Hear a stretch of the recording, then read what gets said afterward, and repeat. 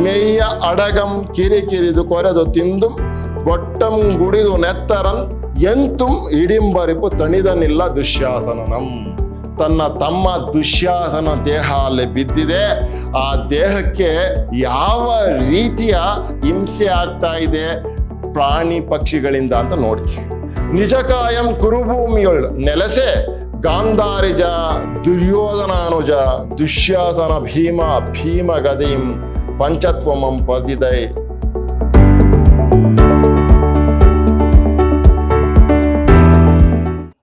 ಎಲ್ಲರಿಗೂ ನಮಸ್ಕಾರ. ನಾನು ವೆಂಕಟೇಶ್ ಕೆಬಿ, ಕನ್ನಡ ಸಹಾಯಕ ಪ್ರಾಧ್ಯಾಪಕ, ವಿದ್ಯಾಶ್ರಮ ಪ್ರಥಮ ದರ್ಜೆ ಕಾಲೇಜು ಮೈಸೂರು. ಪ್ರಿಯ ವಿದ್ಯಾರ್ಥಿ ಸ್ನೇಹಿತರೆ, ನಾನು ಮೈಸೂರು ವಿಶ್ವವಿದ್ಯಾನಿಲಯಕ್ಕೆ ಸಂಬಂಧಪಟ್ಟ ಹಾಗೆ 4ನೇ ಚತುರ್ಮಾಸದ BCom ಮಕ್ಕಳಿಗೆ ಇಟ್ಟಿರುವಂತಹ ಕನ್ನಡ ಭಾಷಾ ಪಠ್ಯದಲ್ಲಿ ನಮ್ಮ ರನ್ನ ಮಹಾಕವಿ ಬರೆದಿರುವಂತಹ ಒಂದು ವಿಶೇಷವಾದಂತಹ ಪದ್ಯ ದುರ್ಯೋಧನ ವಿಲಾಪ ಅನ್ನುವಂಥ ಪದ್ಯವನ್ನು ಕುರಿತು ಮಾತನಾಡೋನಿದ್ದೀನಿ. ಬನ್ನಿ, ಈ ಥರದ್ದೊಂದು ವಿಶೇಷವಾದಂತಹ ಪದ್ಯವನ್ನು ಬರೆದುಕೊಟ್ಟಿರುವಂತಹ ರನ್ನ ಮಹಾಕವಿಯ ಕಿರುಪರಿಚಯವನ್ನು ಮಾಡ್ಕೊಳ್ಳೋಣ. ಕವಿ ಚಕ್ರವರ್ತಿ ಮತ್ತು ಕವಿ ರತ್ನತ್ರಯರಲ್ಲಿ ಒಬ್ಬನಾದ ರನ್ನ 10ನೆಯ ಶತಮಾನದ ಕಾಲಘಟ್ಟದಲ್ಲಿ ಬದುಕಿದ್ದ ಕವಿ. ರನ್ನನನ್ನ ರತ್ನತ್ರಯರಲ್ಲಿ ಒಬ್ಬ ಅಂತೇಳಿ ಕವಿ ಚರಿತಕಾರರು ಅಥವಾ ಕನ್ನಡ ಸಾಹಿತ್ಯದ ವಿಮರ್ಶಕರು ಅದನ್ನ ಗುರುತಿಸ್ಕೊಂಡಿದ್ದಾರೆ. ಕವಿ ಚಕ್ರವರ್ತಿ ಅಂತಲೂ ಕೂಡ ರನ್ನನನ್ನ ಕರೀತಾರೆ. ಇವನ ಕಾಲ ಸುಮಾರು 991 ಕವಿ ಚರಿತಕಾರರು ಊಹಿಸಿದ್ದಾರೆ. ಈತ ಬಾಗಲಕೋಟೆ ಜಿಲ್ಲೆಯ ಮುಧೋಳಲು ಪ್ರಾಂತ್ಯದವನು. ತಂದೆ ಜಿನವಲ್ಲಭ, ತಾಯಿ ಅಬ್ಬಲಬ್ಬೆ. ರನ್ನನ ತಂದೆ ಹೆಸರು ಜಿನವಲ್ಲಭ, ತಾಯಿ ಅಬ್ಬಲಬ್ಬೆ ಅಂತ. ಚಾಲುಕ್ಯ ದೊರೆ ತೈಲಪ ಮತ್ತು ಸತ್ಯಾಶ ಇರುವ ಬೆಡಂಗನ ಆಸ್ಥಾನ ಕವಿಯಾದ ರನ್ನ ಅಜಿತ ತೀರ್ಥಂಕರ ಪುರಾಣ ತಿಲಕಂ, ಸಾಹಸ ಭೀಮ ವಿಜಯಂ, ರನ್ನ ಕಂದ ಎಂಬ ಕೃತಿಗಳನ್ನು ರಚಿಸಿದ್ದಾನೆ. ಅಜಿತ ತೀರ್ಥಂಕರ ಪುರಾಣ ತಿಲಕಂ 2ನೆಯ ತೀರ್ಥಂಕರನಾದ ಅಜಿತನಾಥನನ್ನು ಕಾವ್ಯದ ನಾಯಕನನ್ನಾಗಿಸಿ ಪಂಚ ಕಲ್ಯಾಣಗಳ ಹಿನ್ನೆಲೆಯಲ್ಲಿ ರಚಿಸಿರುವ ಜೈನ ಧಾರ್ಮಿಕ ಕಾವ್ಯವಾಗಿದೆ. ಯಾವುದು ಅಂದ್ರೆ ಅಜಿತ ತೀರ್ಥಂಕರ ಪುರಾಣ ತಿಲಕ ಅನ್ನುವಂಥ ಕೃತಿ. ಮತ್ತೆ ಮುಂದುವರೆದು ಗದಾಯುದ್ಧಂ ಎಂಬ ಹೆಸರಿನಿಂದ ಪ್ರಸಿದ್ಧವಾಗಿರುವ ಸಾಹಸ ಭೀಮ ವಿಜಯಂ, ವ್ಯಾಸ ವಿರಚಿತ ಮಹಾಭಾರತದಲ್ಲಿ ಬರುವ ಗದಾ ಪರ್ವ ಹಾಗೂ ಸೌಪ್ತಿಕ ಪರ್ವಗಳನ್ನಾಧರಿಸಿ ರಚಿತವಾಗಿರುವ ಲೌಕಿಕ ಚಂಪು ಕಾವ್ಯ. ಇವನ ಕಾವ್ಯಕ್ಕೆ ಆಧಾರ ನಮ್ಮ ವ್ಯಾಸ ಮಹಾಕವಿ ಬರೆದಿರುವಂಥ ಮಹಾಭಾರತ. ಆ ಕಾವ್ಯದಲ್ಲಿ ಬರುವಂತಹ ಗದಾ ಪರ್ವ ಸೌಪ್ತಿಕ ಪರ್ವಗಳನ್ನಾಧರಿಸಿ ಈ ಕೃತಿಯನ್ನ ಇವನು ರಚಿಸಿದ್ದಾನೆ. ಗದಾಯುದ್ಧ ಅಥವಾ ಸಾಹಸ ಭೀಮ ವಿಜಯ ಅಂತೇಳಿ ಕರೆಯೋದು. ಇದು ಲೌಕಿಕ ಚಂಪು ಕಾವ್ಯದಲ್ಲಿ ರಚನೆಯಾಗಿದೆ. ತನ್ನ ಆಶ್ರಯದಾತನಾದ ಕಲ್ಯಾಣ ಚಾಲುಕ್ಯ ರಾಜನಾದ ಸತ್ಯಾಶ್ಯ ಇರಿವ ಬೆಡಂಗನನ್ನು ಗದಾಯುದ್ಧ ಕಾವ್ಯನಾಯಕ ಭೀಮನೊಡನೆ ಅಭೇದ ಕಲ್ಪನೆ ಮಾಡಿ ಸಿಂಹಾವಲೋಕನ ಕ್ರಮದಿಂದ ಸಾಹಸ ಭೀಮ ವಿಜಯಂ ಕಾವ್ಯವನ್ನು ರನ್ನ ರಚಿಸಿದ್ದಾನೆ. ಎಷ್ಟು ಚೆನ್ನಾಗಿದೆ ನೋಡಿ. ಸಿಂಹಾವಲೋಕನ ಕ್ರಮದಿಂದ ಈ ಸಾಹಸ ಭೀಮ ವಿಜಯ ಅನ್ನುವಂತಹ ಈ ಕೃತಿಯನ್ನ ರಚಿಸಿದ್ದಾನೆ. ಅಂದ್ರೆ ಫ್ಲಾಶ್ ಬ್ಯಾಕ್ ತಂತ್ರದಲ್ಲಿ ಈ ಕಥೆಯನ್ನ ಅವನು ಹಿಡಿದಿದ್ದಾನೆ. ಸಾಹಸ ಭೀಮ ವಿಜಯ ಅನ್ನುವಂಥ ಈ ಕೃತಿಯನ್ನ. ಈ ಕೃತಿಯಿಂದಲೇ ಈಗ ಪ್ರಸ್ತುತ ದುರ್ಯೋಧನ ವಿಲಾಪ ಅನ್ನುವಂಥ ಈ ಪದ್ಯವನ್ನ ನಾವು ಆರಿಸಿಕೊಂಡಿರೋದು. ವಸ್ತು ಆಶಯ, ಈ ದುರ್ಯೋಧನ ವಿಲಾಪ ಅನ್ನುವಂಥ ಈ ಪದ್ಯದ ಆ ಒಟ್ಟು ಆಶಯವೇನು, ಯಾವ ಸಂದೇಶವನ್ನು ಇಟ್ಕೊಳ್ಳೋದಕ್ಕೆ ಇದನ್ನೆಲ್ಲ ನಮಗೆ ಇಟ್ಟಿದ್ದಾರೆ ಪದ್ಯವನ್ನ. ಪಾಂಡವರಿಗೂ ಕೌರವರಿಗೂ ನಡೆದ ಮಹಾಭಾರತ ಯುದ್ಧದಲ್ಲಿ ಒಡೆಯನಾದ ದುರ್ಯೋಧನ ಸೈನ್ಯವನ್ನು ತನ್ನ ಪ್ರೀತಿಯ ಮಗ ಲಕ್ಷಣ ಕುಮಾರ, ಅಣುಗದಮ್ಮ ದುಶ್ಯಾಸನ ಹಾಗೂ ಪ್ರೀತಿ ಪಾತ್ರನಾದ ಕರ್ಣ ಇವರೆಲ್ಲರನ್ನೂ ಕಳೆದುಕೊಳ್ಳುತ್ತಾನೆ. ಯುದ್ಧ ಯಾವ ಕಾಲಕ್ಕೂ ಅನರ್ಥಕಾರಿ ಅನ್ನುವಂಥದ್ದನ್ನ ಜನಮಾನಸಕ್ಕೆ ತಲುಪಿಸುವ ಕಾರಣಕ್ಕೋಸ್ಕರ ಕನ್ನಡ ವಿಭಾಗದವರು, ಮೈಸೂರು ವಿಶ್ವವಿದ್ಯಾನಿಲಯದ ಕನ್ನಡ ವಿಭಾಗದವರು ಈ ಪದ್ಯ ಭಾಗವನ್ನು ಇಟ್ಟಿದ್ದಾರೆ ಅಂತ ಅನ್ಸುತ್ತೆ. ಯುದ್ಧ ಯಾವ ಕಾಲಕ್ಕೆ ಯಾರಿಗಾದ್ರೂ ಒಳ್ಳೇದನ್ನ ಮಾಡುತ್ತೇನ್ರಿ? ಇಲ್ಲ. ಯಾರಿಗಾದ್ರೂ ಬುದ್ಧಿಯನ್ನ ಒಡೆದೇ ಹೇಳ್ಬೇಕಾಗಿಲ್ಲ, ಪ್ರೀತಿಯಿಂದನೂ ಹೇಳಲಿಕ್ಕೆ ಸಾಧ್ಯ ಇದೆ. ಆ ಮಾರ್ಗವನ್ನು ಅನುಸರಿಸಿದ್ರೆ ಮಾತ್ರ ಇಡೀ ಜಗತ್ತು ಸುಖಿಯಾಗಿರಕ್ ಸಾಧ್ಯ. ಪ್ರೀತಿ ಮತ್ತು ಸತ್ಯದಿಂದ ಮಾತ್ರ ಇಡೀ ಜಗತ್ತನ್ನ ಅರಳಿಸ್ಲಿಕ್ಕೆ ಸಾಧ್ಯ ಆಗೋದು, ಸುಗಮವಾಗಿ ಕೊಂಡೊಯ್ಯೋದಕ್ಕೆ ಸಾಧ್ಯ ಆಗೋದು. ಈಗ ಪ್ರಸ್ತುತ ನೆಲೆಯಲ್ಲಂತೂ ಕೂಡ ಯುದ್ಧದ ಮಾರಿ ಪ್ರತಿಷ್ಠೆಯ ಸಂಕೇತವಾಗೋಗಿರುದೆಯಲ್ಲ, ಇದು ಈ ಶತಮಾನದ ದುರಂತ. ತಂದೆ ತಾಯಿಯ ಹಿತವಚನವನ್ನು ಕೇಳದ ದುರ್ಯೋಧನ ಪಾಂಡವರೊಡನೆ ಸಂಧಾನಕ್ಕೊಪ್ಪುವುದಿಲ್ಲ. ಧೃತರಾಷ್ಟ್ರ ಗಾಂಧಾರಿಯರ ಮಾತನ್ನ ಕೇಳದಂತ ದುರ್ಯೋಧನ ರಾಜಿ ಒಪ್ಪಂದಕ್ಕೆ ಒಪ್ಪೋದಿಲ್ಲ. ಅರ್ಜುನನ ಶರಘಾತಕ್ಕೊಳಗಾಗಿ ಶರಶಯ್ಯೆಯ ಮೇಲೆ ಮಲಗಿರುವ ಕುರುಕುಲ ಪಿತಾಮಹನಾದ ಭೀಷ್ಮರನ್ನು ಕುರುಕ್ಷೇತ್ರದಲ್ಲಿ ಭೇಟಿಯಾಗಲು ಸಂಜಯನೊಡನೆ ಬರುತ್ತಾನೆ ದುರ್ಯೋಧನ. ಅಲ್ಲಿ ಬಿದ್ದಿರುವ ಹೆಣದ ರಾಶಿಗಳ ನಡುವೆ ಅಭಿಮನ್ಯು, ಲಕ್ಷಣ ಕುಮಾರ, ದುಶ್ಯಾಸನ ಮತ್ತು ಕರ್ಣ ಮೊದಲಾದವರ ಕಳೆಬರಗಳನ್ನು ನೋಡಿ ಅವರ ಗುಣಗಳನ್ನು ಹೊಗಳಿ ದುಃಖಿಸುತ್ತಾ ಅಶ್ರುತರ್ಪಣ ನೀಡುವ ಸಂದರ್ಭವನ್ನು ಪ್ರಸ್ತುತ ಕಾವ್ಯ ಭಾಗ ಒಳಗೊಂಡಿದೆ. ಈಗ ದುರ್ಯೋಧನ ವಿಲಾಪ ಅಂತ ಏನು ನಾನು ಈ ಪದ್ಯ ಮಾತಾಡ್ತಾ ಇದ್ದೀನಿ, ಇದು ಲಕ್ಷಣ ಕುಮಾರನನ್ನ, ಅಭಿಮನ್ಯುವನ್ನ, ದುಶ್ಯಾಸನ ಮತ್ತು ಕರ್ಣರ ಕಳೇಬರದ ಮುಂದೆ ದುರ್ಯೋಧನ ಶೋಕಿಸುವಂತಹ ಸಂದರ್ಭವನ್ನ ಒಳಗೊಂಡಿರುವಂತಹ ಪದ್ಯ ಭಾಗ ಇದಾಗಿದೆ. ಈ ರೀತಿ ಇರುವ ಈ ಪಠ್ಯವನ್ನ ನಮಗೆ ಸಂಪಾದಿಸಿ ಕೊಟ್ಟಿರೋರು, ಇದನ್ನು BS ಸಣ್ಣಯ್ಯ ಮತ್ತು ರಾಮೇಗೌಡ ಅವರು, ರಾಘವ್ ಅಂತ ಏನು ನಾವು ಕರಿತೀವಿ, ಅವರು ರಾಮೇಗೌಡ ಅವರು ಸಂಪಾದಿಸಿರುವ ಸಾಹಸ ಭೀಮ ವಿಜಯಂ ಪ್ರಕಟಣೆಯ ವಶ 1985ರಲ್ಲಿ ಅವರು ಸಂಪಾದನೆ ಮಾಡಿರುವಂತಹ ಈ ಪುಸ್ತಕದಿಂದ ಈ ಕಾವ್ಯವನ್ನ ಆರಿಸಲಾಗಿದೆ. ದುರ್ಯೋಧನ ಎಷ್ಟೇ ಸ್ವಾಭಿಮಾನಿ, ರಾಜ್ಯ ಮೋಹಿ ಹಾಗೂ ಅಹಂಕಾರಿಯಾದರೂ ಅವನೊಳಗೂ ಮಾನವ ಸಹಜವಾದ ಪ್ರೀತಿ ಮತ್ತು ಕರುಣೆ ಭಾವಗಳು ಮಡುಗಟ್ಟಿವೆ. ಯಾರು ಹೆಂಗೆ ಇರ್ಲಿರಿ, ಮನುಷ್ಯ ಅಂತ ಹುಟ್ಟದ್ಮೇಲೆ ಅವನಲ್ಲೂ ಕೂಡ ಅಂತಃಕರಣ ಅನ್ನೋದು ಇದ್ದೇ ಇರುತ್ತೆ, ಕರುಣೆ ಅನ್ನೋದು ಮಡುಗಟ್ಟಿರುತ್ತೆ ಅನ್ನೋದಕ್ಕೆ ದುರ್ಯೋಧನ ಬಹಳ ದೊಡ್ಡ ಸಾಕ್ಷಿಯಾಗಿ ನಿಲ್ತಾನೆ. ಅವನ ಅಂತರಂಗದ ತುಮುಲ ಮತ್ತು ದುಃಖ ದುಮ್ಮಾನಗಳು ಭಾವಪೂರ್ಣವಾಗಿ ಈ ಭಾಗದಲ್ಲಿ ಅಭಿವ್ಯಕ್ತಿ ಪಡೆದಿವೆ. ದುರ್ಯೋಧನ ಶತ್ರು, ಭ್ರಾತೃ, ಮಿತ್ರ ಭಾವಗಳು ಮುಪ್ಪುರಿಯಾಗಿ ಇಲ್ಲಿ ಎಣೆದುಕೊಂಡಿವೆ. ದುರ್ಯೋಧನನ ಶತ್ರು, ಭ್ರಾತೃ, ಮಿತ್ರ. ಶತ್ರುವನ್ನು ಹೇಗೆ ಕಾಣ್ತಾನೆ, ಅವನು ನಡೆದುಕೊಂಡು ಬರ್ಬೇಕಾದ್ರೆ ಕುರುಕ್ಷೇತ್ರ ಯುದ್ಧದಲ್ಲೇ. ಮಿತ್ರನನ್ನ ಹೇಗೆ ಕಾಣ್ತಾನೆ, ಭ್ರಾತೃ ಅಂದ್ರೆ ತಮ್ಮ, ಅಣ್ಣ ತಮ್ಮಂದ್ರನ್ನ ಹೇಗೆ ಕಾಣ್ತಾನೆ ಅನ್ನುವಂತಹ ಭಾವಗಳು ಇಲ್ಲಿ ಮುಪ್ಪುರಿಗೊಂಡು ಅಭಿವ್ಯಕ್ತಿಗೊಳ್ಳಲಾಗಿದೆ. ಇಲ್ಲಿಯ ದುರ್ಯೋಧನ ಕಾಲದ ಗಡಿಯನ್ನು ದಾಟಿ ಪುರುಷಹಂಕಾರದ ಪರಿಣಾಮಗಳ ದ್ಯೋತಕವಾಗುತ್ತಾನೆ. ನೋಡಿ, ಇಲ್ಲಿಯ ದುರ್ಯೋಧನ ಕಾಲದ ಗಡಿಯನ್ನು ದಾಟಿ ಯಾವ ಕಾಲಕ್ಕೂ ಈ ದುರ್ಯೋಧನ ಪ್ರಸ್ತುತವಾಗ್ತಾ ಹೋಗ್ತಾನೆ. ಗಂಡಸರಲ್ಲಿ, ಪುರುಷರಲ್ಲಿ ಅಹಂಕಾರ ತುಂಬಿದಾಗ ಈ ರೀತಿಯ ಅವಘಡಗಳೇ ಘಟಿಸುವುದು ಅನ್ನುವಂಥದ್ದಕ್ಕೆ ಪ್ರತಿಮೆಯಾಗಿ ಈ ದುರ್ಯೋಧನ ನಿಲ್ಲುತ್ತಾನೆ. ಮುಂದಕ್ಕೆ ದುರ್ಯೋಧನ ವಿಲಾಪ, ಇಲ್ಲಿಂದ ಪದ್ಯ ಆರಂಭ ಆಗುತ್ತೆ. ತುಂಬಾ ಸೊಗಸಾಗಿ ರಚನೆ ಮಾಡಿದ್ದಾನೆ ರನ್ನ ಕವಿ. ಪುಡಿಯೊಳ್ ಪೊರಳ್ಚಿಯುಂ ಮೇಯ್ಯ ಅಡಗಂ ಕಿರಿಕಿರಿದು ಕೊರೆದು ತಿಂದುಂ ಗೊಟ್ಟಂ ಗುಡಿದುಂ ನೆತ್ತರನ್ ಎಂತುಂ ಇಡಿಂಬರಿಪು ತಣಿದನಿಲ್ಲ ದುಶ್ಯಾಸನನಂ. ಕುರುಕ್ಷೇತ್ರ ರಣರಂಗದಲ್ಲಿ ಶರಶಯ್ಯೆಯಲ್ಲಿ ಮಲಗಿರುವ ಭೀಷ್ಮರನ್ನು ಕಾಣಲೋಸುಗ ಸಂಜಯನ ಜೊತೆ ಕೌರವಾಧೀಶ ಕುರುಪತಿ ನಡ್ಕೊಂಡು ಬರ್ತಾ ಇದ್ದಾನೆ. ನಡ್ಕೊಂಬರ್ಬೇಕಾದ್ರೆ ತನ್ನ ಕಣ್ಣಿಗೆ ನಾಟಿದ್ದು, ತಕ್ಷಣವೇ ಕಂಡಿದ್ದು ತನ್ನ ಅಣುಗದಮ್ಮ, ಪ್ರೀತಿಯ ತಮ್ಮನಾದ ದುಶ್ಯಾಸನನ ಕಳೇಬರ ಹೆಂಗ್ ಬಿದ್ದಿತ್ತು ಅನ್ನೋದನ್ನ ಕವಿ ತುಂಬಾ ಚೆನ್ನಾಗಿ ವರ್ಣಿಸ್ತಾನೆ.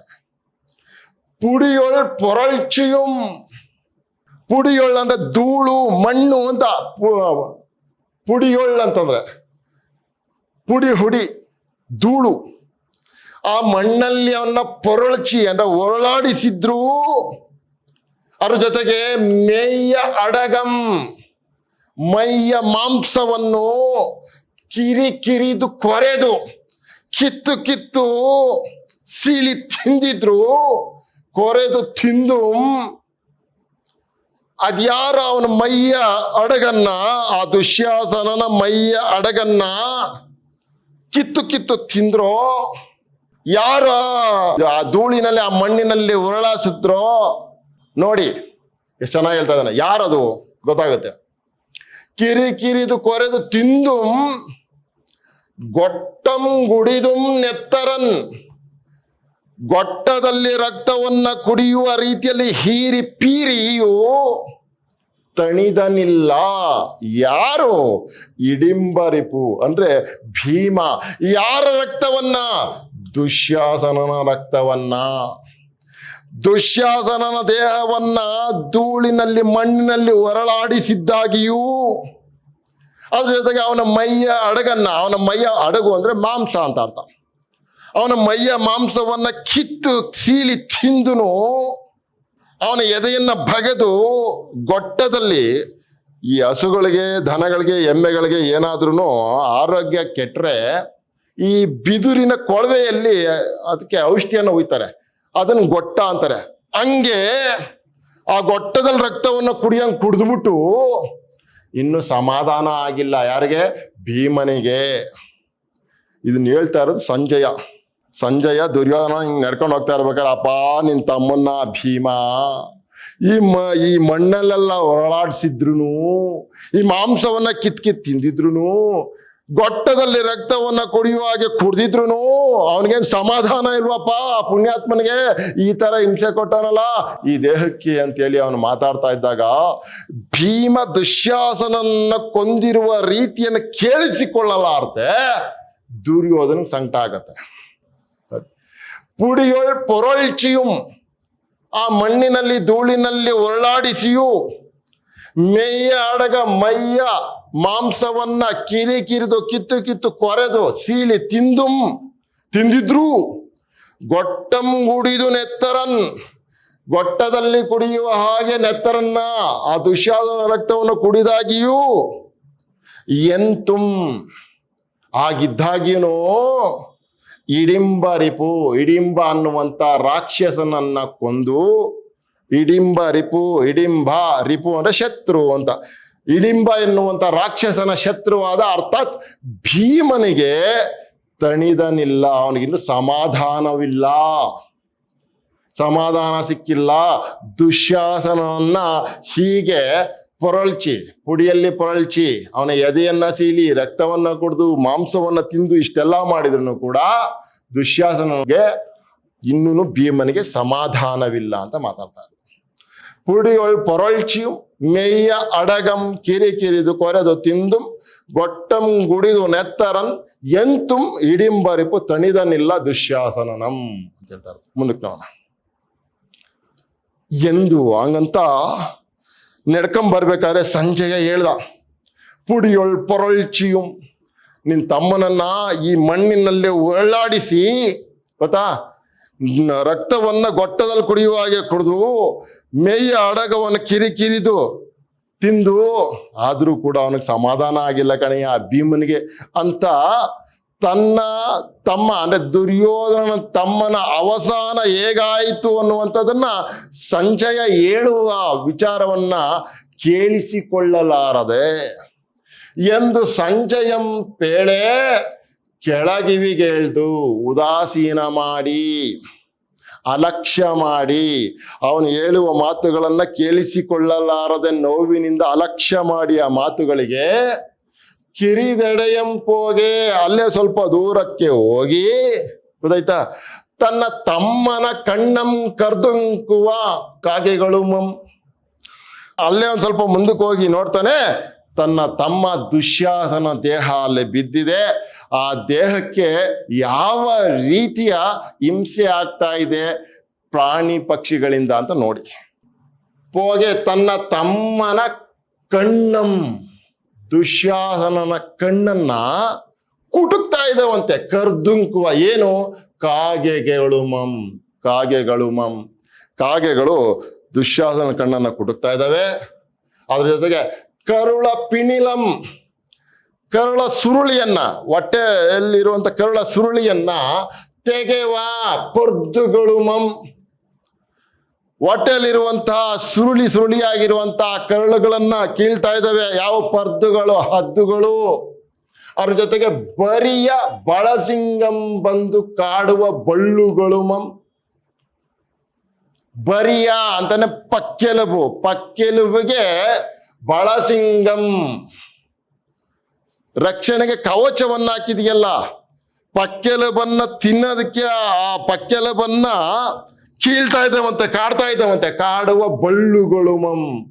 ಬಳ್ಳುಗಳು ಅಂತಂದ್ರೆ ಗುಳ್ಳೆ ನರಿಗಳು ಅಂತ ಅಂದ್ಬಿಟ್ಟು, ಆ ಗುಳ್ಳೆ ನರಿಗಳನ್ನ, ಅದ್ರ ಜೊತೆಗೆ ನರವನ್ನುಗಿವ ನರಿಗಳು ನರವನ್ನ ಎಳಿತಾ ಇದ್ದಾವಂತೆ, ಕೀಳ್ತಾ ಇದ್ದಾವಂತೆ. ಯಾವ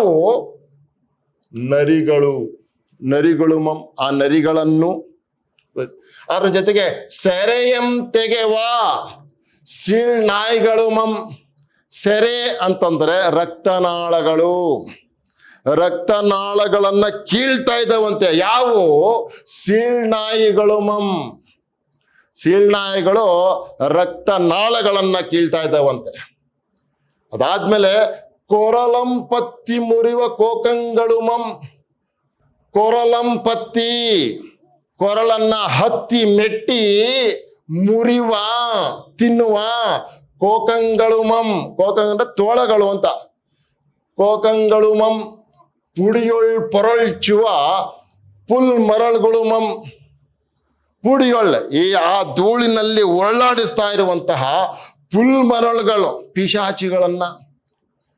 ಬೆನ್ನ ಬೀವಂ ತೆಗೆವ ಬೇತಾಳರು ಬೆನ್ನ ಹುರಿ ನರವನ್ನ ಕಿತ್ಕೊಳ್ತಾ ಇರುವಂತ ಬೇತಾಳರು ಕತ್ತಿಗೆಯಂ ಕೊಂಡು ಕಪಾಲಮಂ ಕಡಿವ ಕಾಳ ರಕ್ಕಸಿಯರು ಗೊತ್ತಾಯ್ತಾ? ಕತ್ತಿಗೆಯನ್ನ ಕೊಂಡು ಕಪಾಲವನ್ನ ಕಡಿತಾ ಇರುವಂತಹ ಕಾಳ ರಕ್ಕಸಿಯರು ಪುಣ್ಣ ಬಾಯೊಳ್ ತಮ್ಮ ಬಾಯನ್ನಿಟ್ಟು, ಪುಣ್ಣ ಬಾಯೊಳ್ ಈಗಾಗಲೇ ಗಾಯ ಆಗಿರುವಂತಹ ದುಶ್ಯಾಸನ ಬಾಯಲ್ಲಿ ತಮ್ಮ ಬಾಯನ್ನಿಟ್ಟು ಭೀಮನು ಕುಡಿದು ಉಳಿದಂತಹ ಆ ರಕ್ತವನ್ನ ಇವುಗಳು ಕುಡಿತಾ ಇದ್ದವಂತೆ. ತಮ್ಮ ಬಾಯನ್ನಿಟ್ಟು ಭೀಮಂ ಕುಡಿದು ಉಳಿದ ನೆತ್ತರಂ ಕುಡಿಯಲ್, ಆ ನೆತ್ತರನ್ನ ಕುಡಿಯಲು ಎಡೆಯದು ಅಡಹಡಿಸಿ, ಆ ರಕ್ತವನ್ನ ಕುಡಿಯೋದಕ್ಕೆ ಅವಕಾಶವಿಲ್ಲದೆ ಚಡಪಡಿಸಿ ಅಂತ. ಅಡಹಡಿಸಿ ಅಂತಂದ್ರೆ ಕುಡಿಯಲ್, ಎಡೆಯದು ಅವಕಾಶವಾಗದೆ ಅಡಹಡಿಸಿ ಪುಯ್ಯಲಿಡುವ, ಗೋಳಿಡ್ತಾ ಇರುವಂತಹ ಯಾರು? ಪಿರಿತಿನಿಯರು ಪಿಶಾಚಿಗಳನ್ನು ಕಂಡು, ಯಾರು? ದುರ್ಯೋಧನ ಕಂಡು ತಾನೇ ಓಡಿಸಲು ಅಟ್ಟಲು, ನನ್ನ ತಮ್ಮನ ಹೆಣವನ್ನು ಕೀಳ್ದು ಹಿಂಗೆಲ್ಲ ಹಿಂಸೆ ಕೊಡ್ತಾ ಇದ್ದೀರಾ ಅಂತ ಅಂದ್ಬಿಟ್ಟು ಆ ತಮ್ಮನ ಹೆಣಕ್ಕೆ ಈ ರೀತಿಯಾಗಿ ಕಣ್ಣನ್ನ ಕರೆದುಕ್ತಾ ಇರುವಂತಹ ಕಾಗೆಗಳನ್ನ, ಕರಳ ಸುರುಳಿಗಳನ್ನ ತೆಗಿತಾ ಇರುವಂತಹ ಹದ್ದುಗಳನ್ನ, ಅದಾದ್ಮೇಲೆ ಗುಳ್ಳೆ ನರಿಗಳನ್ನ, ಇವುಗಳನ್ನ ಪಿಶಾಚಿಗಳನ್ನ ಕೋಲ್ ತಕೊಂಡು ಓಡಿಸೋದಕ್ಕೆ ಹಿಂಗ್ ಹೋಗ್ತಾ ಇದ್ದಾನೆ ಅಂತ ಹೇಳ್ತಾ ಇರೋದು. ಪುಯ್ಯಲ್ಲಿಡುವ ಪಿರಿತಿನಿಯರು ಕಂಡು ತಾನೇ ಕಳೆದು ಓಡಿಸಿ ಅವ್ರನ್ನ ಸೌಧರ್ಮಿಕೆಗೆ ಮಿಕ್ಕು ಬರೆವರೆ, ಸೋದರ ಪ್ರೀತಿಗೆ ಅತಿಶಯವಾದಂತ ತಮ್ಮನ ಮೇಲಿನ ಆ ಪ್ರೀತಿಗೆ, ಆ ಸೋದರ ಪ್ರೀತಿಗೆ ಬರೆವರೆ ಅಳಲಂ ಸೈರಿಸಲಾರದೆ, ತಮ್ಮನನ್ನ ಕಳೆದುಕೊಂಡಂತಹ ಸೋದರ ಪ್ರೀತಿಗೆ ಉಕ್ತಾ ಇರುವಂತಹ ಆ ದುಃಖವನ್ನ ತಡೆಯಲಾರದೆ ಅವನು ಹಾಗೇ ನಡ್ಕೊಂಡ್ ಬರ್ತಾ ಇದ್ದಾನೆ. ಹೀಗೆ ಆ ರಣರಂಗದಲ್ಲಿ ದುಶ್ಯಾಸನ ಎಣವನ್ನ ಆ ಪಿಶಾಚಿಗಳು, ಆ ನರಿಗಳು, ಆ ಗುಳ್ಳೆ ನರಿಗಳು, ಆ ಹದ್ದುಗಳು, ಕಾಗೆಗಳು ತಿಂತಾ ಇದ್ವು. ಮುಂದಕ್ಕೆ ನೋಡೋಣ ಏನಾಗುತ್ತೆ ಅಂತ. ನೋಡು ಉಡಿವನ್ನಂ ಏರಿ ಬರಿ ಎಲ್ ಉಡಿವನ್ನಂ ಅನ್ನೆಗಂ ಒತ್ತಿ ಮೆಟ್ಟಿ ಮೇಯ್ಯ ಅಡಗಡಗಾಗೆ ಮುನ್ನ ಊರಮನ್ ಇರ್ಬಗಿಯಾಗಿರೆ ಪೋಳ್ದು ನೆತ್ತರಂ ಕುಡಿದನ ನೆತ್ತರಂ ಕುಡಿಯದ ಅನ್ಯಗಂ ಎನ್ನ ಅಳಲೆಂತು ಪೋಕುಂ ಎಂದು ಅಡಿಗಡಿಗೆ ಅಳ್ತು ತನ್ನ ಅಣುಗದಮ್ಮನನ್ ಈಕ್ಷಿಸಿದಂ ಸುಯೋಧನಂ. ಬಹಳ ಬೇಜಾರಾಗೋಯ್ತು. ಅವನ ಪ್ರೀತಿಯ ತಮ್ಮನನ್ನ ಆ ದುರ್ಯೋಧನ ಹೇಗೆ ನೋಡಿದ ಅಂತ ಹೇಳ್ತಾರೆ. ನಡು ಉಡಿವನ್ನಂ ಏರಿ, ನಡು ಅಂದ್ರೆ ಸೊಂಟ ಮುರಿಯೋವರೆಗೂ ಅಥವಾ ಸೊಂಟ ಪುಡಿ ಪುಡಿಯಾಗೋವರೆಗೂ ಏರಿ, ನಡು ಉಡಿವನ್ನಂ ಏರಿ ಮೇಲೆ ಬಿದ್ದು ಸೊಂಟ ಮುರಿದು ಪುಡಿಯಾಗೋವರೆಗೂ ಅವನ ಮೇಲೆ ಬಿದ್ದು, ಯಾರು ಇವನು ಭೀಮ ಬಿದ್ದು, ಬರೀ ಉಡಿವನ್ನೆಗಂ ಒತ್ತಿ ಪಕ್ಕೆಲುಬುಗಳು ಪುಡಿ ಪುಡಿಯಾಗೋವರೆಗೂ ಅವನ ಮೇಲೆ ಹೊತ್ತಿ ಬರೀ ಉಡಿವು ಅನ್ನೆಗಂ ಒತ್ತಿ, ಪಕ್ಕೆಲುಬುಗಳು ಪುಡಿ ಪುಡಿಯಾಗುವವರೆಗೂ ಅವನ ಮೇಲೆ ಹೊತ್ತಿ ಮೆಟ್ಟಿ ಮೈ ಅಡಗಡಗಾಗೆ ಮಾಂಸದ ಮುದ್ದೆ ಆಗುವವರೆಗೂ ಅವನ್ನ ತುಳಿದು ಮುನ್ನ ಊರಮನ್ ಇರ್ಬಗೆಯಾಗಿರ ಪೋಳ್ದು, ಅವನ ಎದೆಯನ್ನ 2 ಭಾಗ ಮಾಡದಂತೆ, ಹಿಂಗೆ ಪೋಳ್ದು ಸೀಳದಂತೆ. ಪೋಳ್ದು ಅಂದ್ರೆ ಸೀಳಿ ಅಂತ. ಊರಮನ್ ಅಂತಾರೆ ಎದೆಯನ್ನ, ಇರ್ಬಗೆಯಾಗಿರೇ 2 ಹೋಳಾಗುವ ಹಾಗೆ 2 ಭಾಗವನ್ನಾಗಿ ಸೀಳಿದನಂತೆ. ಪೋಳ್ದು ನೆತ್ತರಂ ಕುಡಿದನ. ನೋಡೋ, ನಿನ್ನ ಸೊಂಟ ಪುಡಿ ಪುಡಿಯಾಗಿ ಆಗೋವರೆಗೂ ಒತ್ತಿ ತುಳಿದವನ, ನಿನ್ನ ಪಕ್ಕೆಲುಬು ಪುಡಿ ಪುಡಿಯಾಗಿವರೆಗೂ ಒತ್ತಿ ಮೆಟ್ಟಿದವನ, ಮೈ ಎಡಗು ನಿನ್ನ ಮೈ ಮಾಂಸ ಮುದ್ದೆ ಆಗೋವರೆಗೂ ತುಳಿದವನ, ಆಮೇಲೆ ನಿನ್ನ ಎದೆಯನ್ನ ಬಗೆದು ರಕ್ತವನ್ನ ಕುಡಿದವನ ರಕ್ತವನ್ನ ನಾನು ಕುಡಿಲಿಲ್ಲ ಅಂದ್ರೆ ಕುಡಿದನ ನೆತ್ತರಂ. ನಿನ್ನ ಎದೆಯನ್ನ ಸೀಳಿ ನಿನ್ನ ರಕ್ತವನ್ನ ಕೊಡದ್ನಲ್ಲ ದುಶ್ಯಾಸನ, ಪ್ರೀತಿಯ ತಮ್ಮನಿಗೆ ದುರ್ಯೋಧನ ಅವನ ಹೆಣದ ಮುಂದೆ ನಿಂತ್ಕೊಂಡು ಮಾತಾಡ್ತಾ ಇರೋದಿದು. ಪೋಳ್ದು ಇರ್ಬಗೆಯಾಗಿರೆ ಪೋಳ್ದು ನೆತ್ತರಂ ಕುಡಿದನ ನೆತ್ತರಂ ಕುಡಿಯದೆ ಅನ್ನೆಗಂ ಎನ್ನ ಅಳಲೆಂತು ಪೋಕುಂ. ನಿನ್ನನ್ನ ಈ ರೀತಿಯಾಗಿ ಎದೆಯನ್ನ 2 ಭಾಗ ಮಾಡಿ ರಕ್ತವನ್ನ ಕುಡ್ದವನಲ್ಲ, ಅವನ ಎದೆಯನ್ನ ಈಗ ಸೀಳಿ ಅವನ ರಕ್ತವನ್ನ ನಾನು ಕುಡಿಯೋವರೆಗೂ ಈ ನನ್ನ ಅಳಲು, ಈ ನನ್ನ ದುಃಖ ಹೇಗೆ ಹೋಗುತ್ತದೆ ದುಶ್ಯಾಸನ ಅಂತ ಮಾತಾಡ್ತಾ ಇದ್ದಾನೆ ನೋಡಿ. ನೆತ್ತರಂ ಕುಡಿದನ ನೆತ್ತರಂ, ನಿನ್ನ ರಕ್ತವನ್ನ ಕುಡಿದವನ ರಕ್ತವನ್ನ ಕುಡಿಯದ ಅನ್ನೆಗಂ ಕುಡಿಯೋವರೆಗೂ ಎನ್ನ ಅಳಲೆಂತುಂ ಪೋಕುಂ. ನನ್ನ ಅಳಲು, ನನ್ನ ಸಂಕಟ, ನನ್ನ ದುಃಖ ಹೇಗೆ ಹೋಗುತ್ತೆ ಎಂದು ಅಡಿಗಡಿಗೆ ಅಳ್ತು ಹೆಜ್ಜೆಗೂ ಹತ್ತು ಸಂಕಟವನ್ನ ಮಾಡಿ ಶೋಕವನ್ನ ವ್ಯಕ್ತಪಡಿಸಿ ತನ್ನ ಅಣುಗದಮ್ಮನನ್ ಈಕ್ಷಿಸಿದಂ. ತನ್ನ ಪ್ರೀತಿ ಪಾತ್ರನಾದಂಥ, ತನ್ನ ಪ್ರೀತಿಯ ತಮ್ಮನಾದಂಥ ದುಶ್ಯಾಸನನ್ನ ನೋಡಿದ್ನಂತೆ ಸುಯೋಧನಾದಂಥ, ಅಂದ್ರೆ ನಮ್ಮ ದುರ್ಯೋಧನ ನೋಡ್ದ. ಅಂತೂ ನಿಂದು ನೋಡಿ ಪೊಲುಂಬಿ ಫಲವಾಡಿ, ಹಾಗೆ ಅವನ ಹೆಣದ ಮುಂದೆ ನಿಂತ್ಕೊಂಡು, ಶವದ ಮುಂದೆ ನಿಂತ್ಕೊಂಡು ದುಃಖಪಟ್ಟು ಹಲವಾರು ಮಾತನ್ನಾಡಿ ಮುಂದಕ್ಕೆ ಹೋಗ್ತಾ ಇದ್ದಾನೆ. ಈಗ ನೋಡಿ, ಅವನ್ನ ಹೆಣದ ಮುಂದೆ ನಿಂತ್ಕೊಂಡು ಮಾತಾಡ್ತಾ ಇದ್ದಾನೆ.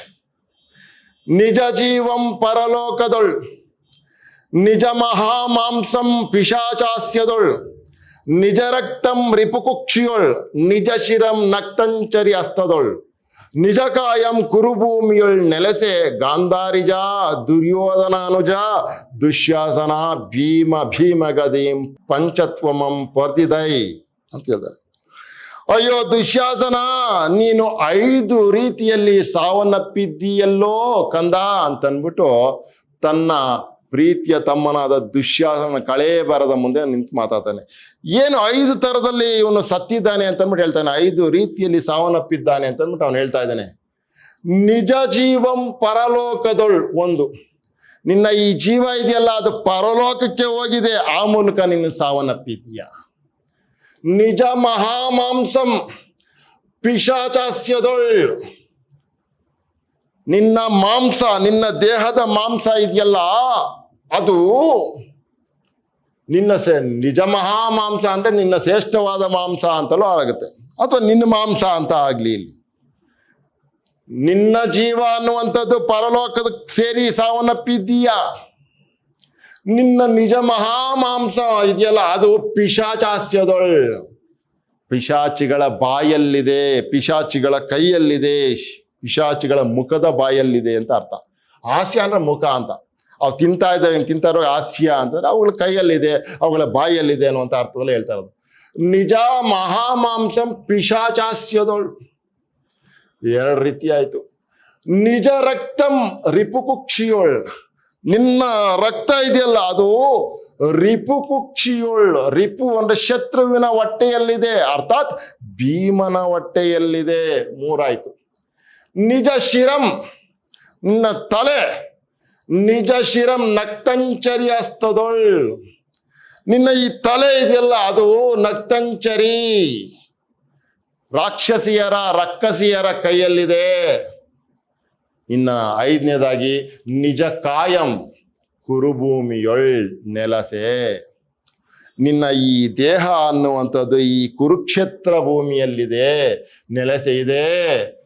ಸೇರಿರೋದ್ರಿಂದ ಗಾಂಧಾರಿಜ, ಗಾಂಧಾರಿಯ ಮಗನೇ, ದುರ್ಯೋಧನಾನುಜ, ದುರ್ಯೋಧನ ತಮ್ಮನೇ ದುಶ್ಯಾಸನ, ಭೀಮ ಭೀಮ ಗದೆಯಂ, ಭೀಮನ ಭಯಂಕರವಾದ ಗದೆಯಿಂದ ಅಂತ.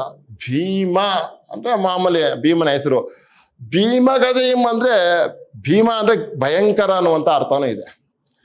ಭೀಮನ ಭಯಂಕರವಾದ ಗದೆಯಿಂದ ಪಂಚತ್ವಮಂ ಪೊರ್ದಿದೈ, 5 ರೀತಿಯಲ್ಲಿ ಸಾವನ್ನಪ್ಪಿದ್ದೀಯಾ ದುಶ್ಯಾಸನನೇ ಅಂಥೇಳಿ ಎಂದು ಅತಿ ಪ್ರಲಾಪಂಗೈದು, ಅತಿ ಪ್ರಲಾಪಂಗೈದು ವಿಪರೀತವಾದ ಶೋಕವನ್ನ ಮಾಡಿ ವ್ಯಕ್ತಪಡಿಸಿ ದುರ್ಯೋಧನ ಹೋಗ್ತಾ ಇದ್ದಾನೆ. ನೋಡಿ ಇನ್ನೊಂದ್ಸರಿ ಓದ್ತೀನಿ.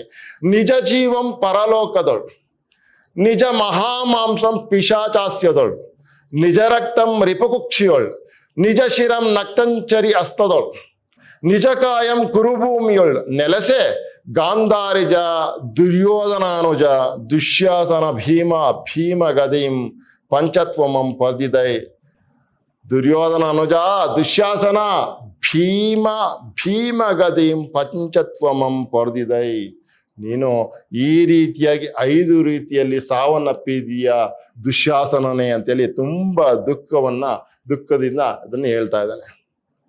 ಅದಾದ್ಮೇಲೆ ನಿನ್ನಂ ಕೊಂದಂ ಗಡಂ ಒಳನ್, ಇನ್ನು ಕೊಂದವನನ್ನಿಕ್ಕಿ ಕೊಲ್ಲದೆ ಮಾಂಡು ಆನ್ ಇನ್ನುಂ ಒಳೆಂ, ಗಡಾ ಸಾಲದೆ ನಿನ್ನೆಯ ಕೂರ್ಮೆಗಂ ಅದೆನ್ನ ಸೌಧರ್ಮಿಕೆಗಂ. ಒಂದು ರೀತಿಯಲ್ಲಿ ವ್ಯಂಗ್ಯವಾಗಿ ಹೇಳ್ಕೊತಾ ಇದ್ದಾನೆ ಇಲ್ಲಿ. ನಾನು ದುಶ್ಯಾಸನನ್ನ ಅಣುಗದಮ್ಮ, ಪ್ರೀತಿಯ ತಮ್ಮ ಅಂತೆಲ್ಲ ಹಿಂಗೆ ಮಾತಾಡ್ತಾ ಇದ್ದೀನಿ. ನಿನ್ನನ್ನು ಕೊಂದವನು ಯಾರು ಅಂತ ಗೊತ್ತಾದ ಮೇಲೆ ಅವನನ್ನು ಕೊಂದು ಬಿಡ್ಬೇಕಾಯ್ತು ನಾನು. ಅಯ್ಯೋ ಇಲ್ಲ, ನನ್ನ ತಮ್ಮನ ಬಿಟ್ಟು ಇರೋಕ್ಕಾಗಲ್ಲಪ್ಪ ನಾನು ಅಂತ ಅಂದ್ಬಿಟ್ಟು ನಾನಾದ್ರೂ ಸತ್ತೋಗ್ಬಿಡ್ಬೇಕಾಯಿತು. ಇಲ್ಲ ನಿನ್ನನ್ನು ಕೊಂದವನು ಸಾಯಿಸ್ಬೇಕು, ಇಲ್ಲ ನಾನಾದ್ರೂ ಸತ್ತೋಗ್ಬಿಡ್ಬೇಕಾಯಿತು. ಅವೆರಡೂ ಮಾಡಿಲ್ಲ ನಾನು. ನೋಡ್ದ ನಿನ್ನ ಮೇಲಿನ ಎಂಥ ಸೋದರ ಪ್ರೀತಿ ಇದೆ ನನಗೆ ಅಂಥೇಳಿ ವ್ಯಂಗ್ಯವಾಗಿ ತನ್ನನ್ನು ತಾನೇ ಅಳಿದುಕೊಳ್ತಾ ಇದ್ದಾನೆ ದುರ್ಯೋಧನ.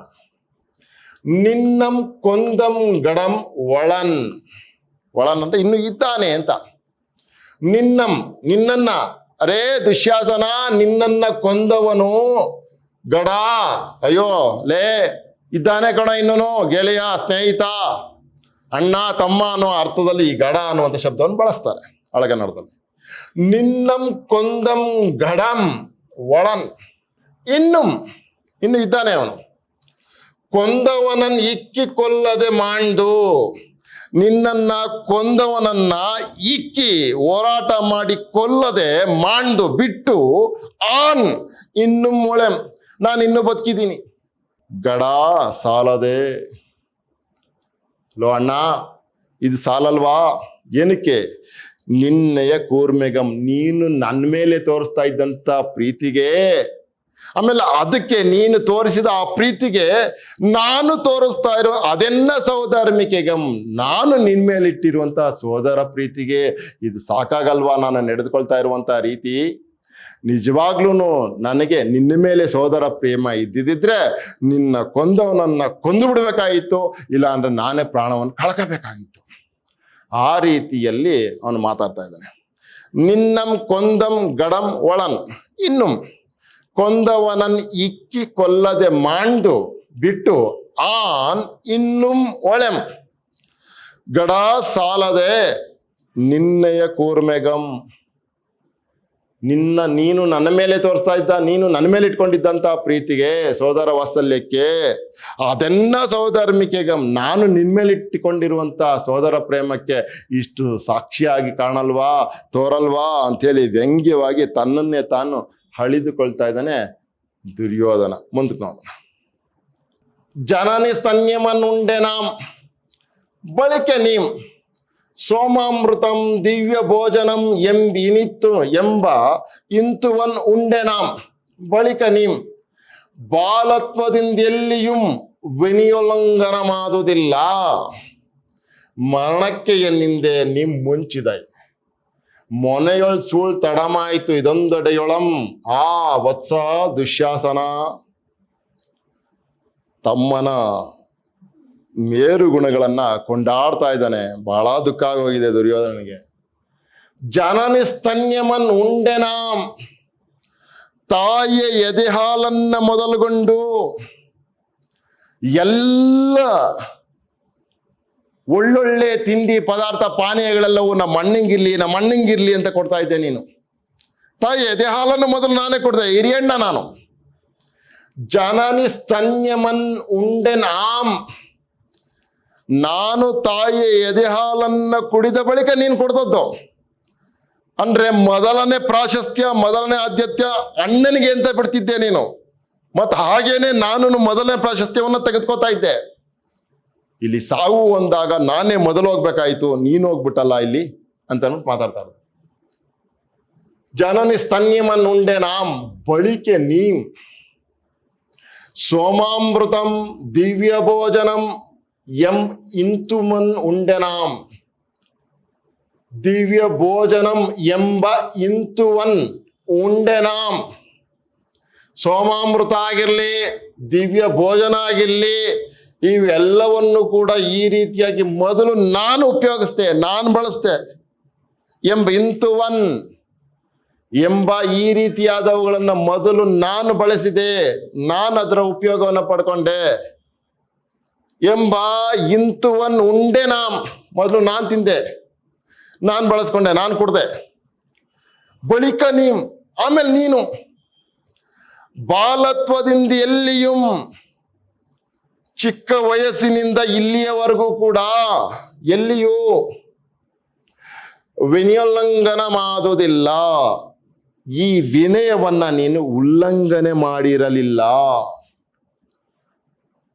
ತಾಯೇ ಎದೆ ಹಾಲನ್ನ ನಮ್ಮಣ್ಣ ಕುಡ್ದ ಆಗಿನಿಂದ ಮೊದಲುಗೊಂಡು ಈ ಜಗತ್ತಿನಲ್ಲಿ ಸಿಗುವ ಎಲ್ಲ ಸೌಕರ್ಯಗಳು ಮೊದಲು ಅಣ್ಣನಿಗೆ ಅಣ್ಣನಿಗೆ ಅಣ್ಣನಿಗೆ ಅಂತ ಹೇಳ್ಕೊಂಡು ಬಂದ ನನ್ನ ತಮ್ಮ ದುಶ್ಯಾಸನ. ಇದು ಚಿಕ್ಕಂದಿನಿಂದನೂ ಹೀಗೆ ನಡೆದುಕೊಂಡು ಬಂತು. ಎಲ್ಲಿಯೂ ಕೂಡ ಈ ವಿನಯ ಭಂಗವಾಗಿರಲಿಲ್ಲ. ಬಾಲತ್ವದಿಂದ ಎಲ್ಲಿಯೂ ಅವಿನ್ಯೋಲ್ಲಂಘನ ಮಾಡುವುದಿಲ್ಲ. ಈ ವಿನಯ ಅನ್ನುವಂಥದ್ದು ಉಲ್ಲಂಘನೆಯಾಗಿರಲಿಲ್ಲ. ಈ ವಿನಯ ಅನ್ನೋದು ಆದಿ ತಪ್ಪಿರಲಿಲ್ಲ. ಆದರೆ ಮರಣಕ್ಕೆ ಎನ್ನಿಂದೆ ನೀ ಮುಂಚಿದೆ. ಆದರೆ ಸಾವು ಅಂದ ತಕ್ಷಣನೇ ನೀನು ಮೊದಲು ಹೊಟ್ಟೋದಲ್ಲ, ಇದಕ್ಕೂ ಅಣ್ಣನೇ ಮೊದಲು ಹೋಗ್ಬೇಕಾಯಿತು ಅಂತ ಹೇಳ್ಬೇಕಾಯಿತು. ನೀನು ಹಂಗೆ ಹೇಳಿಲ್ವಲ್ಲೋ. ಮರಣಕ್ಕೆ ಎನ್ನಿಂದೆ, ಮರಣಕ್ಕೆ ನನ್ನ ಹಿಂದೆ ಬಿಟ್ಬಿಟ್ಟೆ, ನೀ ಮುಂಚಿದೆ, ನೀನೇ ಮೊದಲು ಹೊಟ್ಟೋದೆ. ಮೊನೆಯೊಳ್ ಸೂಳ್ ತಡಮಾಯ್ತು. ಮೊನೆ ಅಂದ್ರೆ ಯುದ್ಧದಲ್ಲಿ, ಸೂಳ್ ಸರದಿ, ತಡಮಾಯ್ತು. ಇದೊಂದು ಕಡೆ, ಎಲ್ಲ ಕಡೆನೂ ನಾನೇ ಮೊದಲೋಗಿ ಸ್ವೀಕರಿಸ್ತಾ ಇದ್ದೆ. ಆದರೆ ಈ ಯುದ್ಧದಲ್ಲಿ, ಈ ಕದನದಲ್ಲಿ ನನ್ನ ಸರದಿ ತಪ್ಪಾಯಿತು ಅಥವಾ ತಡಮಾಯಿತು. ಇದೊಂದು ಎಡೆಯೊಳಂ ಆ ವತ್ಸ ದುಶ್ಯಾಸನ, ಆ ಮಗನಾಗೇ ನೋಡ್ಕೊಂಡಿದ್ದ ದುರ್ಯೋಧನ. ದುಶ್ಯಾಸನ. ಆ ವತ್ಸ ದುಶ್ಯಾಸನ ಅಂತೇಳಿ ಎಂದು ಕುರುಕುಲ ಪ್ರದೀಪಂ ವಿಪ್ರಳಾಪಂಗೈದಂ. ಅತಿಯಾಗಿ ಶೋಕವನ್ನ ಮಾಡ್ದ ದುಶ್ಯಾಸನ ಕಳೆ ಬರದ ಮುಂದೆ. ಅನುಜನ ನೆತ್ತರನ್ ಇಂಟಿದನ ನೆತ್ತರಂ ಜೀವ ಸಹಿತಂ ಇಂಟದೆ ದುರ್ಯೋಧನನೆಂಬ ಪೆಸರ್ಗೆ ಮುಯ್ಯಾಂಪನೆ ದುಶ್ಯಾಸನ ಬನ್ನಮಂ ನೀಗುವೆನೆ. ತುಂಬಾ ಚೆನ್ನಾಗಿದೆ ಇದು. ದುಶ್ಯಾಸನನಿಗೋಸ್ಕರ ಏನೇನೆಲ್ಲ ಮಾತುಗಳನ್ನು ಆಡ್ತಾ ಇದ್ದಾನೆ ನೋಡಿ. ನಿಜವಾಗ್ಲೂ ದುರ್ಯೋಧನ ಈ ರೀತಿಯೆಲ್ಲ ಮಾತಾಡ್ತಾನ ಅನ್ನೋಷ್ಟು ಮಟ್ಟಿಗೆ ರನ್ನ ಕೆತ್ತಿ ನಿಲ್ಸಿದ್ದಾನೆ. ಎಂಥ ಪ್ರೀತಿ, ಎಂಥ ಅಂತಃಕರುಣೆ ಅನ್ನೋದು ನಮಗೆ ರನ್ನನ ಈ ಕಾವ್ಯದಲ್ಲಿ ಗೊತ್ತಾಗತ್ತೆ. ಅನುಜನ ನೆತ್ತರನ್ ಇಂಟಿದನ ನೆತ್ತರಂ ಜೀವ ಸಹಿತಂ ಇಂಟದೆ. ಎಂತ ಅದ್ಭುತವಾದಂಥ ಪದಗಳನ್ನು ಬಳಸ್ತಾನ್ರಿ. ಎಂತ ಕೆಚ್ಚಿರ್ಬೇಕು ಆ ಭೀಮನ ಮೇಲೆ. ಅನುಜನ ಅವನು ಮಾತಾಡ್ತಾ ಇಲ್ಲ, ಅವನೇ ಮಾತಾಡ್ತಾ ಇದ್ದಾನೆ. ನನ್ನ ತಮ್ಮನ ನೆತ್ತರನ್ ಇಂಟಿದನ ನೆತ್ತರಂ. ನನ್ನ ತಮ್ಮನಾದ ಈ ದುಶ್ಯಾಸನ ರಕ್ತವನ್ನ ಈರೆನೋರ್ನ ರಕ್ತವನ್ನ ನಾನು ಜೀವ ಸಹಿತ ಇರ್ತೀನಿ. ಅವನನ್ನು ಕೊಂದ್ಬಿಟ್ಟು ಇರೋದು ಬೇರೆ, ಅವನ್ನ ಸಾಯಿಸ್ಬಿಟ್ಟು ಆಮೇಲೆ ಎದೆ ಬಗ್ದು ರಕ್ತವನ್ನು ಕುಡಿಯೋದು ಬೇರೆ. ಆದ್ರೆ ಅವನು ಬದುಕಿರುವಾಗ್ಲೇನೆ ಅವನು ಎದೆ ಬಗ್ದು ಬಿಡೋದು, ಆಮೇಲೆ ರಕ್ತವನ್ನು ಕುಡಿಯೋದು. ಅಪ್ಪ ಎಂತ ಬೀಭತ್ಸ, ಎಂತ ಕ್ರೂರವಾಗಿ ಅವನನ್ನು ಕೊಲ್ತೀನಿ ಅನ್ನುವಂತಹ ಆಸೆ ಇಟ್ಕೊಂಡವನೇ ದುಶ್ಯಾಸನ. ಅನುಜನ ನೆತ್ತರನ್ ಇಂಟಿದನ ನೆತ್ತರಂ. ಅವನ ರಕ್ತವನ್ನ, ನನ್ನ ತಮ್ಮನ ರಕ್ತವನ್ನ ಕುಡಿದವನ ರಕ್ತವನ್ನು ನಾನು ಜೀವ ಸಹಿತಂ ಇಂಟದೆ. ಅವನ ರಕ್ತವನ್ನ ಜೀವ ಸಹಿತವಾಗಿ ಆ ರಕ್ತವನ್ನ ಕುಡಿದೇ ಇದ್ರೆ ಈ ದುರ್ಯೋಧನನೆಂಬ ಹೆಸರಿಗೆ ಮುಯ್ಯಾಂಪೆನೆ. ಈ ದುರ್ಯೋಧನ ಅನ್ನುವಂಥ ಹೆಸರಿಗೆ ಹೆಮ್ಮೆ ಪಡೋದಕ್ಕೆ ಸಾಧ್ಯನಾ ನಾನು? ಸಂತೋಷ ಪಡ್ಲಿಕ್ಕೆ ಸಾಧ್ಯನಾ ನಾನು? ದುರ್ಯೋಧನ ಅಂತಂದ್ರೆ ಯುದ್ಧದಲ್ಲಿ ವೀರ ಅಂತ, ರಣರಂಗ ವೀರ ಅಂತ ಅರ್ಥ. ದುರ್ಯೋಧನ ಅಂತಂದ್ರೆ ಆ ದುರ್ಯೋಧನನೆಂಬ ಹೆಸರಿಗೆ ಮುಯ್ಯಾಂಪೆನೆ. ಸಂತೋಷ ಪಡ್ಲಿಕ್ಕೆ ಸಾಧ್ಯ ಇದೆಯಾ? ಗರ್ವ ಪಡ್ಲಿಕ್ಕೆ ಸಾಧ್ಯ ಇದೆಯಾ? ಹೆಮ್ಮೆ ಪಡ್ಲಿಕ್ಕೆ ಸಾಧ್ಯ ಇದೆಯಾ? ದುಶ್ಯಾಸನ ಬನ್ನಮಂ ನೀಗುವೆನೆ. ದುಶ್ಯಾಸನಿಗೆ ಆಗಿರುವಂತ ಅವಮಾನವನ್ನ ನಾನು ತೀರಿಸಿಕೊಂಡಂತಾಗುತ್ತದೆಯೇ ಅಂತ ಅಂದ್ಬಿಟ್ಟು ಮಾತಾಡ್ತಾ ಇರೋದು. ಇಷ್ಟು ಚೆನ್ನಾಗಿದೆ ನೋಡಿ. ಎಲ್ಲಿವರೆಗೆ ನಾನು ನನ್ನ ತಮ್ಮನಾದಂಥ ದುಶ್ಯಾಸನನ್ನ ರಕ್ತವನ್ನ ಹೀರಿದವನ ಎದೆಯನ್ನ ಜೀವ ಸಹಿತ ಬಗೆದು ಹಾಗೇನೆ ರಕ್ತವನ್ನ ಕುಡಿದಾಗ ಮಾತ್ರ ಈ ದುರ್ಯೋಧನ ಅನ್ನುವಂಥ ಹೆಸರಿಗೆ ಹೆಮ್ಮೆ ಪಡಬಹುದು, ಗರ್ವ ಪಡಬಹುದು. ನನ್ನ ತಮ್ಮ ದುಶ್ಯಾಸನನ ಅವಮಾನವನ್ನು ತೀರಿಸಿಕೊಳ್ಳಬಹುದು ಅಂತ ಹೇಳ್ತಾ ಇರೋದು. ಅನುಜನ ನೆತ್ತರನ್ ಇಂಟಿದನ ನೆತ್ತರಂ ಜೀವ ಸಹಿತಂ ಇಂಟದೆ ದುರ್ಯೋಧನನೆಂಬ ಹೆಸರಿಗೆ ಮುಯ್ಯಾಂಪೆನೆ ದುಶ್ಯಾಸನನ ಬನ್ನಮಂ ನೀಗುವೆನೆ. ದುಶ್ಯಾಸನನ ಅವಮಾನವನ್ನ ನಾನು ಹೋಗಲಾಡಿಸ್ದಂಗಾಗತ್ತಾ, ತೀರಿಸಿಕೊಂಡಂಗಾಗತ್ತಾ ಅಂತ ಎಂದು ಪಿಂಗಾಕ್ಷಂ ಕೋಪಾರ್ಣೀಕೃತ ನೇತ್ರನಾಗಿ ತನ್ನ ತಮ್ಮನ ಕಳೇಬರಮಂ ನೋಡಲಾರದೆ ಅಲ್ಲಿಂ ತಳರ್ದು ಅಲ್ಲಿಂದ ಹೊರಟ. ಎಂದು ಪಿಂಗಾಕ್ಷಂ, ಪಿಂಗಾಕ್ಷ ಅಂತಂದ್ರೆ ಕೆಂಪು ಕಣ್ಣುಳ್ಳವನು ಅಂತ. ಕೋಪಾರ್ಣೀಕೃತ ನೇತ್ರನಾಗಿ ತನ್ನ ಸ್ವಂತ ತಮ್ಮನ ದೇಹಸ್ಥಿತಿ ಇಷ್ಟು ಭೀಕರವಾಗಿದೆ. ಸುಮ್ಮನೆ ಕೊಂದಿಲ್ಲ ಭೀಮ, ಅವನನ್ನ ರೋಷಾವೇಶದಿಂದ ಎದೆಯನ್ನ ಬಗೆದು ರಕ್ತವನ್ನೆಲ್ಲ ಕುಡಿದಿದ್ದಾನೆ. ಆ ಕಾರಣಕ್ಕೇನೆ ನನ್ನ ತಮ್ಮನ ರಕ್ತವನ್ನ ಈಗ ಕುಡ್ದಿರೋವನ್ನ ಜೀವ ಸಹಿತ ಹಿಡ್ಕೊಂಡು ಅವನ ಎದೆಯನ್ನ ಬಗೆದು ನಾನು ನೆತ್ತರನ್ನ ಕುಡಿತೀನಿ ಅಂತ ಹೇಳ್ತಾ ಇರೋದು. ಅನುಜನ ನೆತ್ತರನ್ ಇಂಟಿದನ ನೆತ್ತರಂ ಜೀವ ಸಹಿತಂ ಇಂಟದೆ ದುರ್ಯೋಧನೆಂಬ ಹೆಸರಿಗೆ ಮುಯ್ಯಾಂಪನೆ ಅಂತೇಳಿ ಅವನು ಅದಕ್ಕೆ ಮಾತಾಡ್ತಾ ಇರೋದು. ಎಂದು ಪಿಂಗಾಕ್ಷಂ, ಪಿಂಗಾಕ್ಷನ ದುರ್ಯೋಧನ ಅಂತ, ಕೆಂಪು ಕಣ್ಣುಳ್ಳವನು. ಕೋಪಾರ್ಣೀಕೃತ ನೇತ್ರನಾಗಿ, ಕೋಪದಿಂದ ಕಣ್ಣುಗಳೆಲ್ಲ ಮಳ್ತಾ ಇದ್ದಾವೆ. ಕಣ್ಣ ಮಳ್ಳಿಸ್ತಾನೇನಲ್ವ, ಹಂಗೆ ಕೆಂಪು ಕಣ್ಣಾಗಿದೆ. ತನ್ನ ತಮ್ಮನ ಕಳೇಬರಮಂ ನೋಡಲಾರದೆ ಅಲ್ಲಿಂ ತಳರ್ದು, ಅಲ್ಲಿಂ ತಳರ್ದು ಆ ಜಾಗದಿಂದ ಮುಂದಕ್ಕೆ ಹೋಗ್ತಾ ಇದ್ದಾನೆ. ಮುಂದಕ್ಕೆ ಏನಾಯ್ತು? ಕರಿ ತುರಗ ನರ ಕಳೇಬರ ಕರಾಳ ಸಂಗಟ್ಟದಲ್ಲಿ ಬರೆವರೆ ಕಂಡಂ ನರಕರ ವಿಮುಕ್ತ ಶರ ಜರ್ಜರಿತಾಂಗನನ್ ಅಂಗರಾಜನಂ ಕುರುರಾಜಂ. ದುಶ್ಯಾಸನನ ಕಳೆಬರವನ್ನ ನೋಡಿ ವ್ಯಥೆಪಟ್ಟು ಸಂಕಟಪಟ್ಟು ಅದನ್ನು ನೋಡಕ್ಕಾಗದೆ ಇರಕ್ಕಾಗದೆ ಅಲ್ಲಿಂದ ಮುಂದೆ ಬಂದ ಮೇಲೆ ಅವನು ಇನ್ಯಾರ್ದೋ ಎಣವನ್ನ ಕಳೆಬರವನ್ನ ಕಾಣ್ತಾ ಇದ್ದಾನೆ. ಎಂಥ ಎಣಗಳ ಮಧ್ಯದಲ್ಲಿ, ಎಷ್ಟು ಎಣಗಳ ಮಧ್ಯದಲ್ಲಿ, ಯಾವ್ಯಾವ ಎಣಗಳ ಮಧ್ಯದಲ್ಲಿ ಅಂದ್ರೆ ಕರಿ ಆನೆಗಳ ಮಹಾ ಇದು ಶವಗಳ ಮಧ್ಯೆ ಎಷ್ಟೊಂದು ಆನೆಗಳು ಬಿದ್ದವೆ. ಆಯ್ತಾ? ಎಷ್ಟೊಂದು ಆನೆಗಳು ಬಿದ್ದವೆ. 18 ಅಕ್ಷೋಹಿಣಿ ಸೈನ್ಯ ಅಲ್ಲಿ ಮಡಿದು ಬಿದ್ದಿದೆ. 21,870 ಆನೆಗಳು ಇಂಟು 18 ಅಂತ ಹಾಕಲಿ ಎಷ್ಟಾಗ್ಬೋದು? 21,870 ರಥಗಳು, 65,610 ಕುದುರೆಗಳು, 1,09,350 ಕಾಲಾಳುಗಳು, ಇವರೆಲ್ಲರೂ ಸತ್ತೋಗಿದ್ದಾರೆ. ಇಂಟು 18 ಅಂತ ಗುಣಿಸ್ಕೊಂಡ್ರೆ ನೀವು ಅವ್ರು ಎಷ್ಟು ಜನ ಆಗ್ತಾರೋ ಅಷ್ಟು ರಥಗಳು, ಅಷ್ಟು ಕುದುರೆಗಳು, ಅಷ್ಟು ಕಾಲಾಳುಗಳು ಸತ್ತು ಬಿದ್ದಿದ್ದಾರೆ. ಕರಿ ತುರಗ ನರ ಕಳೆಬರ. ಕಳೆಬರ ಅಂದ್ರೆ ಶವ. ಯಾವ್ಯಾವ್ದ್ರ ಶವ? ಆನೆ ಶವ, ಕುದುರೆ ಶವ, ನರ ಅಂದ್ರೆ ಮನುಷ್ಯರ ಶವ. ಕಳೆಬರ ಕರಾಳ ಸಂಗಟ್ಟದಲ್ಲಿ ಅವುಗಳ ಏರಳವಾದ ರಾಶಿಯಲ್ಲಿ ಬರೆವರೆ ಆ ಏರಳವಾದ ವಿವಿಧ ಎಣಗಳ ರಾಶಿಯ ಮಧ್ಯದಲ್ಲಿ ಬರ್ತಾ ಇರ್ಬೇಕಾದ್ರೆ ಆನೆಗಳು ಬಿದ್ದಿದ್ದಾವೆ, ಕುದುರೆಗಳು ಬಿದ್ದಿದ್ದಾವೆ, ಮನುಷ್ಯರ ಎಣಗಳು ಬಿದ್ದಿದ್ದಾವೆ. ಅವುಗಳ ಕರಾಳ ಸಂಕಟದ ಅವುಗಳ ರಾಶಿಯ ಮಧ್ಯದಲ್ಲಿ ಅವನು ನಡೆದುಕೊಂಡು ಬರಬೇಕಾದ್ರೆ ಕಂಡಂ ನೋಡುದ್ನಂತೆ. ಅವನ ಕಣ್ಣಿಗೆ ಬಿತ್ತು. ಏನು? ನರಕರ ವಿಮುಕ್ತ. ನರಕರ, ನರ ಅಂತಂದ್ರೆ ಅರ್ಜುನ ಅಂತ, ಕರ ಅಂದ್ರೆ ಕೈಯಿಂದ. ಅರ್ಜುನನ ಕೈಯಿಂದ ಪ್ರಯೋಗಿಸಲ್ಪಟ್ಟ ಬಾಣಗಳಿಂದ ಜರ್ಜರಿತಾಂಗನಾಗಿ ಅವನ ದೇಹ ಜರ್ಜರಿತವಾಗೋಗಿದೆ, ಚಿತ್ರ ಆಗೋಗಿದೆ. ಆ ರೀತಿಯಲ್ಲಿ ಬಾಣಗಳೆಲ್ಲ ಚುಚ್ಚಿಕೊಂಡು ನರಕರ ವಿಮುಕ್ತ ಶರ ಜರ್ಜರಿತಾಂಗನನ್ ಅಂಗರಾಜನಂ ಕುರುರಾಜಂ. ಯಾರನ್ನ ನೋಡ್ದ ಅಂತಂದ್ರೆ ಅವನು ಅಂಗರಾಜನನ್ನ ನೋಡ್ದ.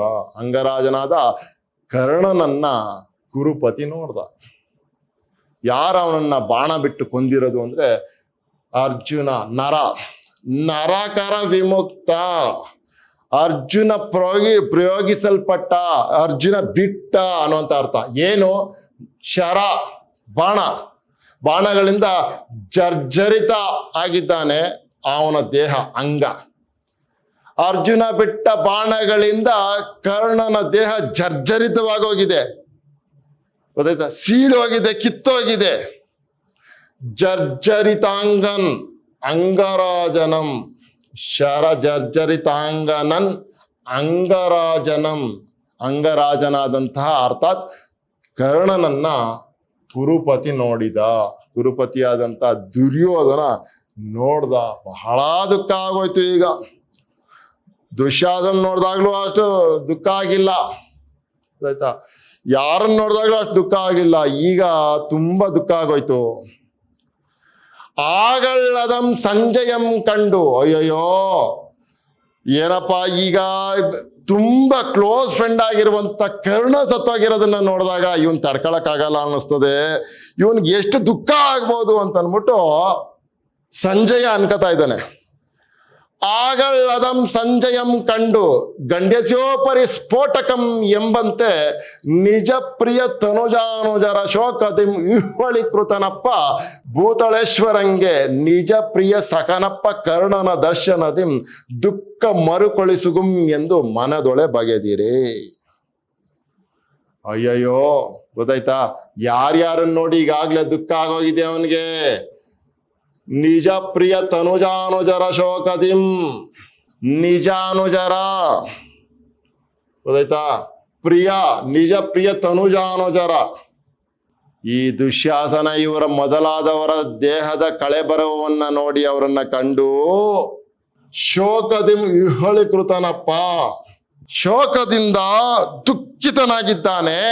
ಅವನಿಗೆ ಈಗ ನಿಜ ಪ್ರಿಯ ಸಖನಪ್ಪ ಕರ್ಣನ ದರ್ಶನದಿಂ, ನಿಜ ಪ್ರಿಯ ಸಖನಪ್ಪ ಕರ್ಣನನ್ನ ಕಳೆ ಬರುವನ್ನ ನೋಡಿದ ಮೇಲೆ ಅವನಿಗೆ ಯಾವ ರೀತಿ ಆಯ್ತು ಅಂತ ಅಂದ್ಬಿಟ್ಟು ಒಂದು ಮಾತು ಹೇಳ್ತಾನೆ, ಗಂಡ್ಯಸೋಪರಿ ಸ್ಫೋಟಕಂ ಎಂಬಂತೆ. ಗಂಡ್ಯಸೋಪರಿ ಸ್ಫೋಟಕ ಅಂದ್ರೆ ಒಡೆದೋಗೋದು ಅಂತ, ಗಂಡ್ಯಸೋಪರಿ ಅಂತಂದ್ರೆ ಕುರದ ಮೇಲೆ ಇನ್ನೊಂದು ಬೊಕ್ಕೆ ಆದ್ರೆ ಗೊತ್ತಾಯ್ತಾ, ಕುರದ ಮೇಲೆ ಬ್ಲೈನ್ ಅಂತ ಕರೀತಾರೆ, ಕುರ ಆಗೋದು ಬ್ಲೈನ್.